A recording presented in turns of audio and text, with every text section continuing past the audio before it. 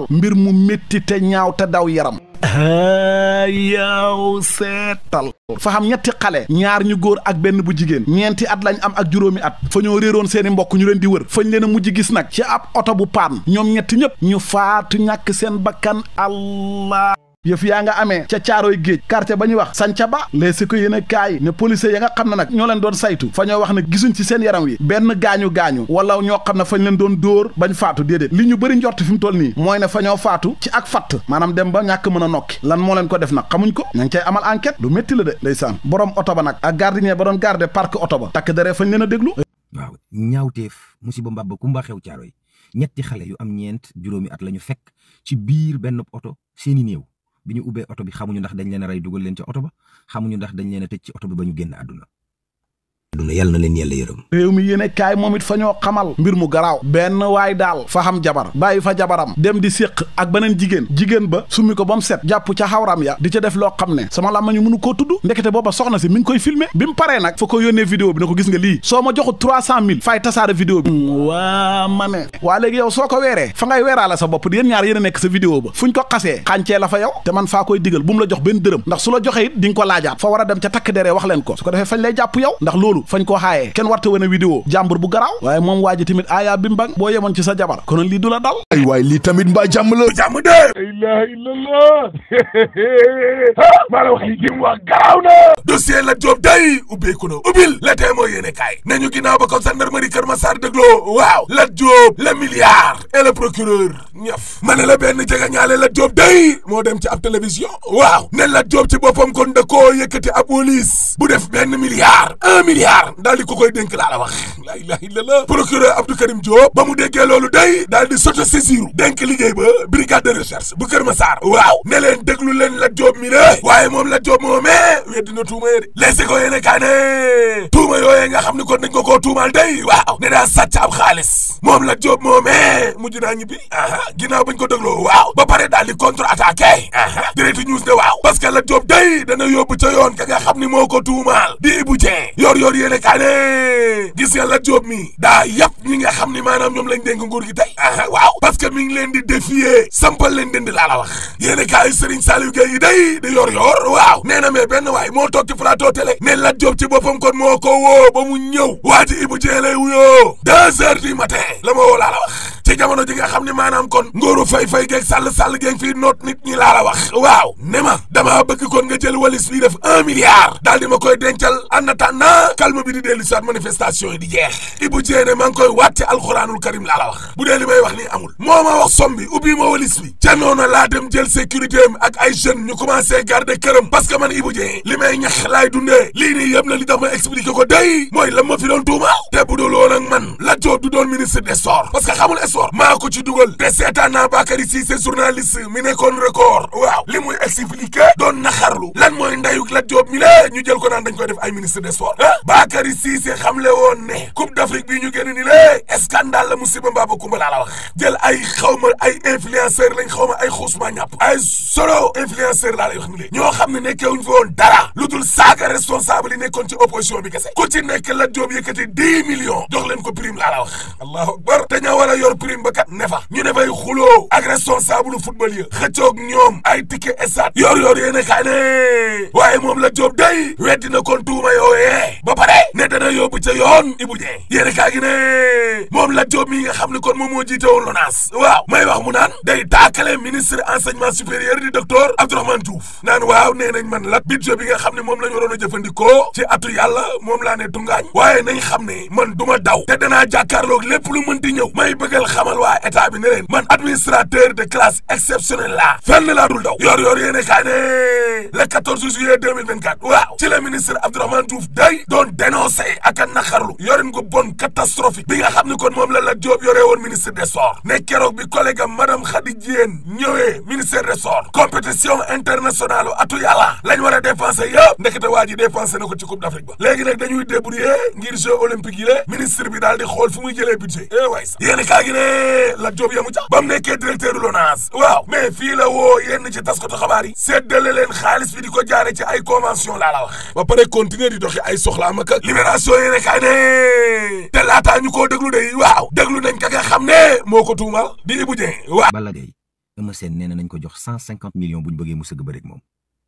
ok Guy Marius Sagna mu ngay toj parlement de la CEDEAO waaye noonu Afrique ñoom dañ koy xeex ci wax walaay Mamadou Ibra Kane daal ne suñu bëggee dëgg-dëgg mooy fi mu nekk nii waa Sénégal yëpp Amadou Ba rek la ñuy déglu Amadou képp la ñuy topp mbokk yi dafa am jenn waay ju ne Lat Diop daf ko jox 1 milliard ci price procureur dégg ko daal ne wax jooju nañ ko leeral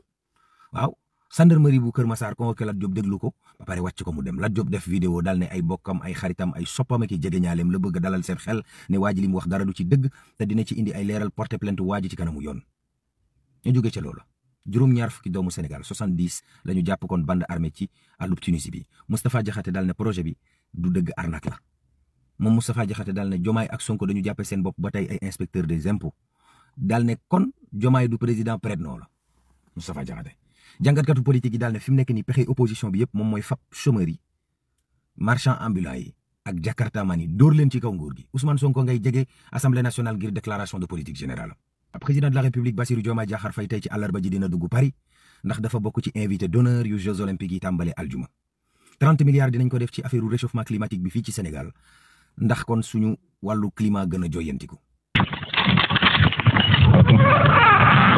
néegu tooxi doona ya buntu ba ubbeeku na. commune de Tassette nekk nag benn village bu ñuy wax Ngent village boobee nag itam sax nekk ci région de Thiès foofee nag daanaka ab soxna su nga xamante ni amul lu dul 20 fukki at ak juróom moom nag la ñu daal di gis mu dugg ci ab teen jaaree fa daal di ñàkk bakkanam moom nag sax daanaka nee nañ dafa demoon rooti waaye nag foofee la daal di rëccal daal di dugg ci teen ba mu andi nag ab panique totale ci dëkk boobee ne waral nag yu xëyee mel ni tulleeg maale ba ni sapeur pompier ñëwee daal di génnee la nga xamante ni moom moo di néewam waaye boobee nag fekk na moom soxna soosee am 20 fukki at ak juróom daal dinay génn àdduna mu nekk nag mbir mu nga xamante ni am na démb foofee ca village bu ñu naan Ngent nekk ca commune bu Tassette nekk ci région bu Thiès mbir mi nag jamono bii nii ibbi na ci ab l'enquête waaye itam sax moom soxna soosee ab néewam daal dinañ ko yóbbu ci poste de santé bi ko gën a jege ñu wax itam ci mbir mi nga xamante ni moom moo am foofee te diwaanu Louga loo wax itam ci mbirum viol bi nga xamante ni daal sëriñ bi di wekki turu Ndour moom sax daanaka di ab forgeron moom nag daanaka sax viol lañ ko toppee ci ab xale bu góor bu nga xamante ni amul lu dul fukki at ak juróom benn mbir yi nag ni mu demee moom moo di nee nañ daal mbir mi sax mi ngi amoon atum 2022 le 22 mai sax la mbir mi daal di am ndax nag moom wàggi daal ni mu def rek moom moo di waxtu yi 15 heures la xaar daal bëggoon yónni xale boobee ne waaye itam woo ko ca këram waaye itam mu jaaree fa daal di ànd ak moom ci atelier ci la ko daal di dóoree ab kuur xale bi daal di xëm mu profité nag moom wàggi nag daal di yegg ci kaw xale bi daal di koy violé mbir mi nag sax daanaka gannaaw ba nga xamante ni daal yegg na ci kanamu yoon moom waa ji nag daal dinay weddi mbir yi ba mu jeex tàkk waaye taxul benn yoon nag procureur daal di koy bàyyi noonu ndax procureur daal li mu jàpp rek moom mi nga xamante ni moom moo di waa ji liñ koy toppee moom moo ko daal def waaye itam boole ci sax li nga xamante ni moom moo di moom moo di détournement de mineur waaye itam am relation sexuelle ak nga xamante ni daal ñoom ñoo bokk benn awra mbir mi nag daanaka sax procureur gannaaw ba nga xamante ni daal jàng na mbir yi daal di woon sàkku ñu daal tëj fukki atu kaso moom waa joojee ne waaye nag ca mu gëntal ga nag chambre criminelle daal di acquitté la nga xamante ni moom moo di viol waaye itam nag daal dina reconnaître coupable waa joojee ne comme pédophile moom nag daanaka sax ca mu gëntal ga li nga ko teg moom moo di juróomi atu kaso yi nga xamante ni daf ko daal di tëdd. Les journaux sont aussi revenus sur l'audition de Lat Diop. Lat Diop entendu sur une affaire de gros sous, c'est le titre qui barre du quotidien Rewmi. L'ancien directeur général de la LONASE est accusé d'avoir gardé la somme de plus d'1 milliard de francs CFA chez lui. Dans le même journal, Lat Diop précise qu'il a envoyé une citation directe à celui qui a fait ces allégations. Lat Diop entendu par la brigade de recherche de Keur Massar, écrivent nos confrères de Sud Quotidien. Présumé détournement d'1 milliard de francs CFA, Lat Diop dans le goulot de la brigade de recherche de Keur Massar. Selon 24 heures, relaxé, il agite une plainte, ajoute nos confrères. Lat Diop libre après son audition. Contre-attaque, c'est le titre qui barre la ligne du quotidien. Les Échos, l'ancien directeur général de la LONASE dément les accusations et agite une plainte. Auditionné et libre, Lat Diop compte laver son honneur. Selon Vox Populi, les secrets de l'audition de Lat Diop à lire dans l'Observateur. Selon Libération, l'audition de l'ancien directeur général de la LONASE a duré 1 heure de temps. Avant lui, les enquêteurs ont auditionné son accusateur, ajoute nos confrères. Découverte macabre à Thiaroye-sur-Mer, 3 enfants morts dans un véhicule en panne. Selon nos confrères de Besbi Le Jour, le réveil a été brutal.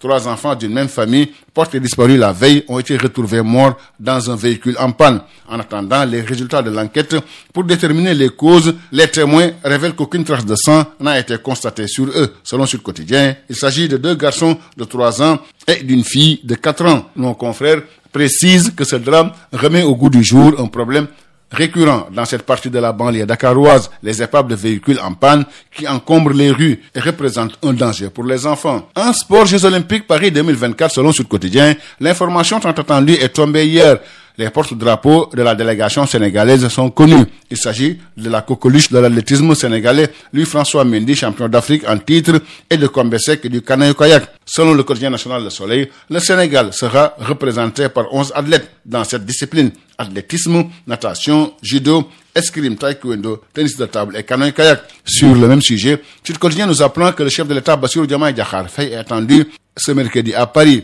où il prendra part à la cérémonie officielle des Jeux Olympiques Paris 2024. Le président Bassirou Diomaye Diakhar Faye va assister à l'ouverture des Jeux Olympiques Paris 2024. Selon le quotidien sportif Stade, nos confrères précisent que les 4 équipes africaines qui sont engagées pour le tournoi de football des Jeux Olympiques entrent toutes en lice ce mercredi 24 juillet. Si la Guinée se mesure à la Nouvelle-Zélande, le Maroc défie l'Argentine. De son côté, l'Égypte croise la République dominicaine, alors que le Mali sera au testeur d'Israël. Prolongation du combat Balla Gaye 2 Tapha Tine, le Lion de Guédiawaye perd 2 160 000 francs CFA. Balla Gaye 2 est sanctionné pour un dépassement de 13 minutes sur son temps de préparation mystique pour surplus de bouteilles et pour avoir passé par la tribune couverte pour rejoindre l'arène nationale. Tapha Tine a aussi été sanctionné. Il perd 1 million de francs CFA pour un dépassement de 6 minutes sur son temps de préparation mystique et pour surplus de bouteilles dans l'enceinte. xëy samp laaj mu ne nag li nga xam te moo neel coowal Ndiaga Diouf ak Barthélémy Dias juróom benn weer ba nga xam te ni nag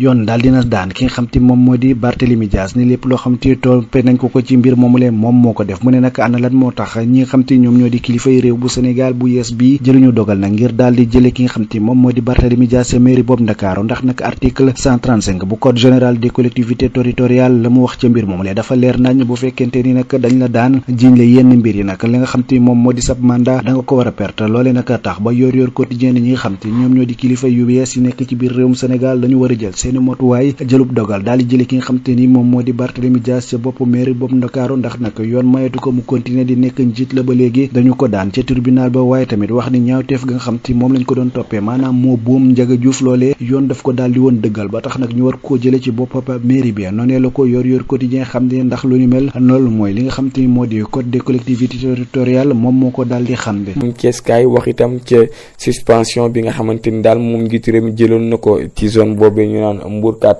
loole nag ka nga xamante ni sax moom moo di moom jiiteelu mouvement Thiès d'abord nag li muy dénoncé rek moom moo di suspension procédure domaniale yi nga xamante ni ba tey jii nii ñu ngi koy dund moom nag li mu jàpp rek moo di foofee di Mbourkat daal am na ci ay bërëb yu nga xamante ni jamono bi nguuru Sénégal war na cee dox ndax am na ci borom kër yu bëri yu nga xamante ni daal foofee la ñu gis seen nakar ñi ñu gis seen kër daane leen ñi itam gis daal ba tey jii nii mënuñoo jot seen këyit ngir mën a am terrain bu ñu dëkk loolu lépp nag moom mi nga xamante ni daal moom moo di maître Vitin moom li mu bëgg rek daal moom moo di nguuru Sénégal daal di gestu askan wooye waaye itam fexe daal ba jël ay décision yi nga xamante ni dafay mat sëkk ngir fexe daal ba askan wi bépp jafe-jafe bu nga xamante ni am nañ ko ca Mbourkat mu daal di nekkaat lu nga xamante ni ay nettali dong lay nekk. ñu wax itam ca jiyee ji nga xamante ni moom moo am foofee ci diwaanu Médina Gounass askan wa nag ba tey rek daal di am naqar ak tiis gannaaw nag li ñu jàpp rek moom moo di ab auto gendarmerie bu nga xamante ni daal dafa mbëkk benn waaye bu nga xamante ni am na juróom benn fukki at ak juróom mbir mi nag sax ni nañu daanaka dañoon jàpp ay nit yu nga xamante ni dañoo laale woon ci mbir yi xewoon foofee ca diwaanu Médina Gounass ca bisu tabaski mbir mi nag ba tey rek ci enquête yooyu lañ nekkoon waaye nag moom waa ji ci anam boobee daal la daal di génne àdduna wala nag askan wi daal di mer ba ni futu nag ñoom jamono bii lenn rek la ñu bëgg ñu jàmm jàmmal leen ndax boobu ba léegi kenn mooy leen jàmm kenn mooy leen salaam mbir mi nag jamono bi mi ngi ci ay loxo yoon ndax yoon ibbi na ab enquête ngir xool dëgg-dëgg ana lan moo faat kookee am juróom benn fukki at ak juróom. ñu dem itam ci diwaanu Sédhiou wax itam ci dispositif bi nga xamante ni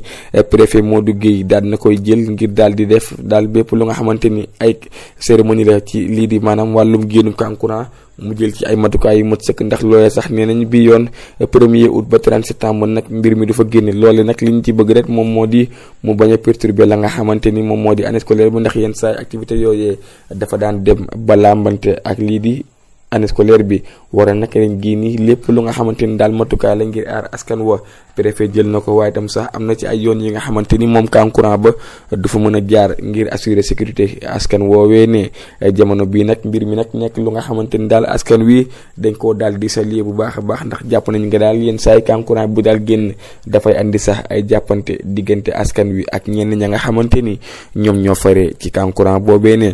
ñu wax itam ci mbëkk mi nga xamante ni saa su nekk rek dafay wër di fës fii ci diwaanu Sénégal ab gaal bu nga xamante ni nag fii la jóge woon fii ci diwaanu Sénégal nag moom moo daal di teer ca diwaanu Mauritanie foofee ne ca large bu Nouadhibou gaal gi nag amul kenn ku nga xamante ni daal na ciy génn àdduna waaye nag ñoom lenn rek moo leen jaaxal moom moo di sodoñu woon fenn waaye nag seen essence daanaka jeexoon na waaye itam amoon nañ bu baax a baax lii di problème pour dund.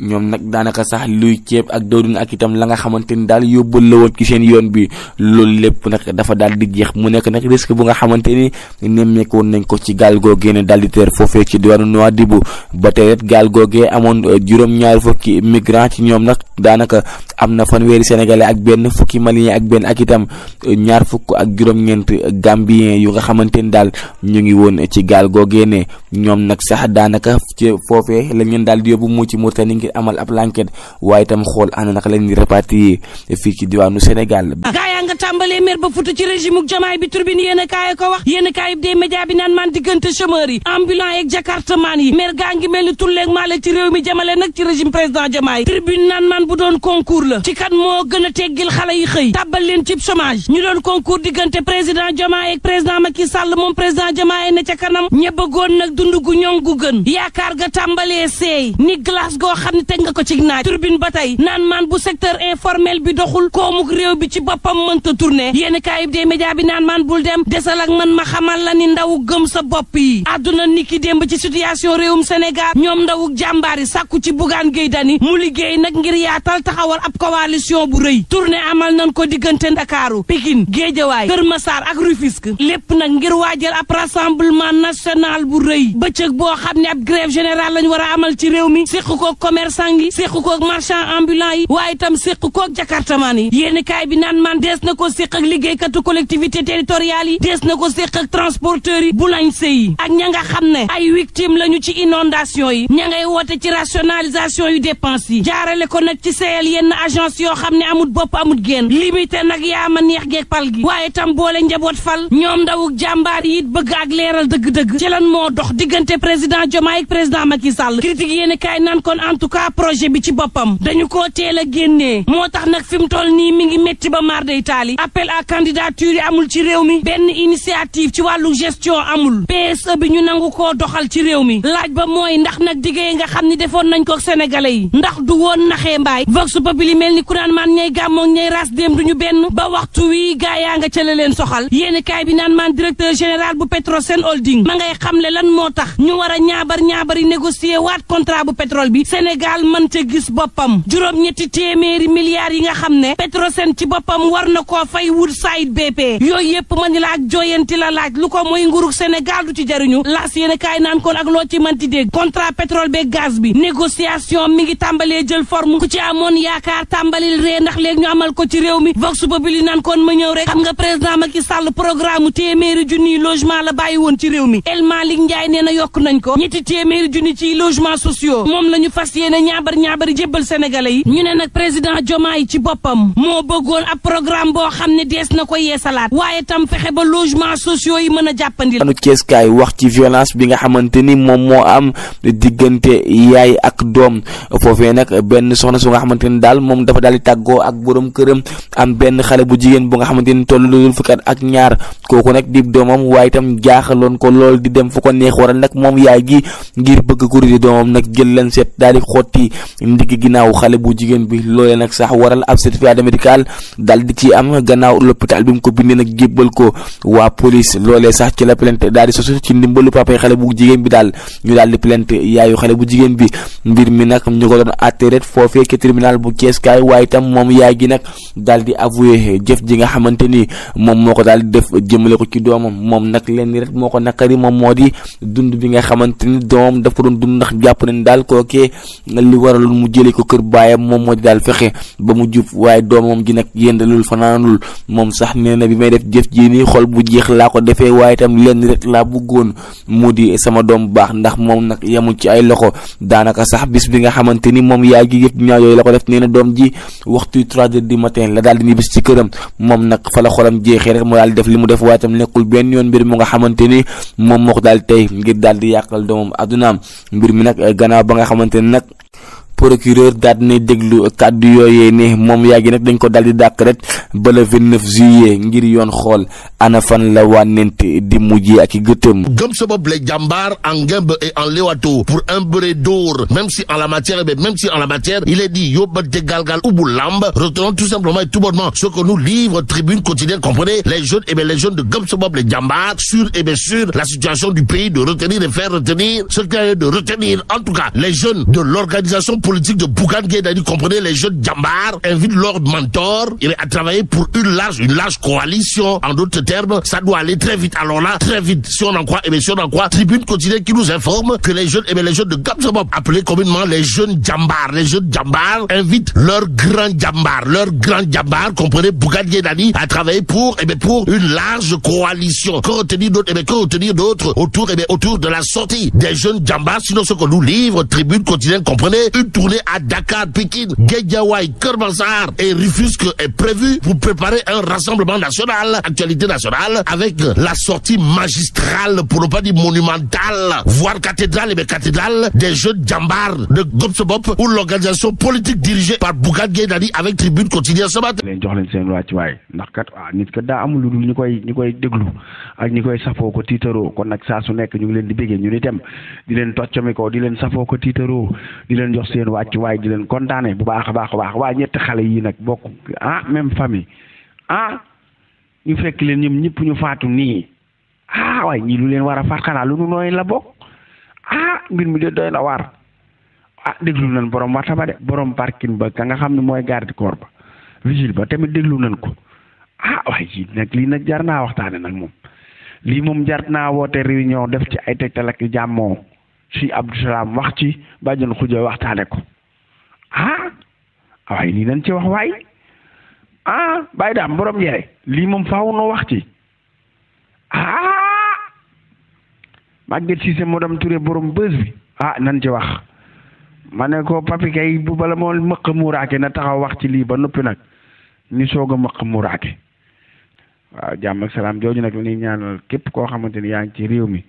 waaw képp ku ne ci biir réew bitim réew surtout sunu doom yi ne ca bitim réew 70 millions ñu ne ca Tunisie ñu leen di chantage xoolal ma loolu bu ngeen joxewul nangam duñ leen bàyyi woote leen ngeen joxe nangam ku fay doo waaw lii nag tukki jaar na ko da nga mun di toog fii ci réew mi ba mu jot nga jaar ci kaw dem ci jàmm ak salaam àgg fa nga jëm bu dee da ngay liggéey nga liggéey bu dee da ngaa dem vacances nga dem sa vacances ñibbi si waat xam nga lii dafa métti waay waaye lii jar naa waxtaane waaye lii moom na ci ñëpp wax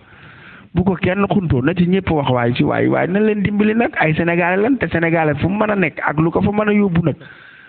ab doonub sénégalais dañ ko war a jàppale bu nekkee ci ay jafe-jafe ca dëgg-dëgg Laat Diop ñu jaajëfale Lamine Thiour Lamine. mbokk yi xarit yeeg dëkkandoo yi ñu jox leen dig daje kon ba suba ak jàmm ak salaam yàlla na ko yàlla def ci réew askan sunu gaal ñu jaajëfal leen bu baax a baax jox leen seen wàccuwaay di leen jox dig daje jërë ngeen jëf. salaamaaleykum sama gars j'espère que vous allez bien. dikkati naa. dalee na jàmm. lu yëgle kaay bi xëyee tey ma daal di leen koy yër. Sénégal, bonjour. Chers jeunes de Enquête 221 dal leen jàmm dalate leen jàmm ci li gën a fës ci yëglekaay yi. Mesdames et messieurs, bonjour. nuy naa ñëpp fii laay tàmbali génn ci seen revue de presse teel sa kaas ko nga guux bala ngay naan bay si mu leex mox la li xew ci réew mi askanu sunu gaal gi jërë ngeen jëw halaan bikum mais da ngay seet loolu rek mbaa yéen a nga ca seet ay nag yàlla baax na ñu yendoog jàmm ba suba ak jàmm incha allah yendoog jàmm. C'est tout à vos journaux et très bonne lecture. Que mais la tidonga de ci Allah fu ñu jëbati. Bon, que Dieu préserve le Sénégal. ak lu mën a mbokk yi ñu ñaan jàmm te yendoog jàmm. tey lii loolu moom doy na waar di waaye lu mu doy waar buñ fàtte mukk ne suul gaz du ko teree xeeñ dawi taxulaa rëcc parce que Diomaye Sonko te Sonkoy Diomaye boo paree ma ne la alaaji si laatit bu baaxee rek ba sama clavier ñu dem ba suba ak jàmm ak salaam yéen a ngi doon déglu seen revue de presse wolof ak Fall Damel Jaakin Diop te ñu yendoog jàmm ba ëllëg incha allah.